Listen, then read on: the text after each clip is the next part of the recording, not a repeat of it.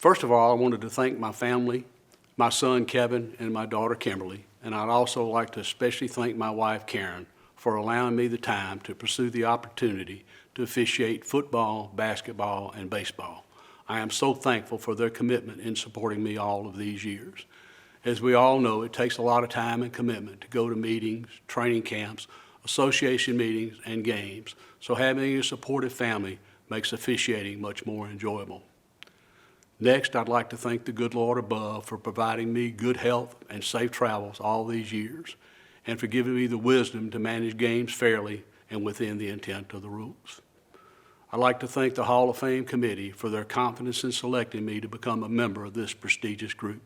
It is certainly a humbling experience to be considered for this honor and to be included with those already inducted and the other inductees in the class of 2023. From the bottom of my heart, I truly appreciate this honor. I'd also like to thank the Alabama High School Athletic Association for the great job they do in managing the day-to-day activities for all the sports in all the schools throughout the state to ensure there's a competitive balance for each participant. For me, the Alabama High School Athletic Association leadership goes back to the days of Herman, Bubba Scott, Dan Washburn, and Steve Savarese. And though no longer with us, I'd like to also thank Greg Brewer for his positive influence on my career. I'd like to thank our local district director, Robert Lose, for his leadership and his confidence in me over the years. I would also like to thank the local associations in the Mobile and Baldwin County area and all the men and women to whom I've had the pleasure to officiate with. Each of you have been instrumental in influencing my career, whether officiating football or basketball or umpiring baseball. I'm especially thankful for the leadership in all the associations in the Mobile area and for leaders of all the associations throughout the state. Having served in several officer positions in my local association and as a board member and board chairman, I know what kind of time it takes to serve in a leadership role in your association. I'm also thankful for my dad, who was instrumental in getting me involved in sports officiating. As I reflect on my career, I think of all the changes.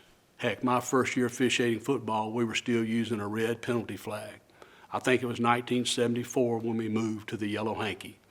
Obviously, the game has changed over the years from the days of third down in a cloud of dust to the wide open offenses of today's game.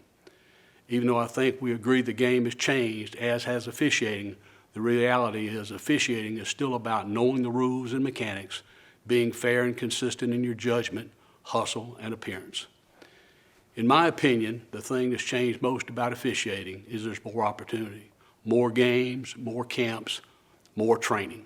I think back to my early career watching the great Jimmy Harper officiating SEC games and wondering, how do I get to that level? But heck, nobody knew. Now there's a track you can follow if you have the desire and commitment to move to the college or professional level. As officials, we have those crazy moments. Some of them are great, some are not so great, some are funny, some are not so funny. But I like to think my career has created more greater and fun moments for the teams, players, and coaches. Even though my career as a basketball, baseball, and football official has had many memorable experiences, the highlight of my career is about two things. First of all, it's about the other men and women whom I've had the pleasure to officiate with. The brotherhood and sisterhood among officials is like none other.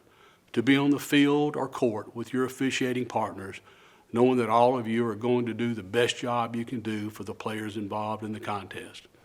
And my career is about many great players that I've had the opportunity to officiate for.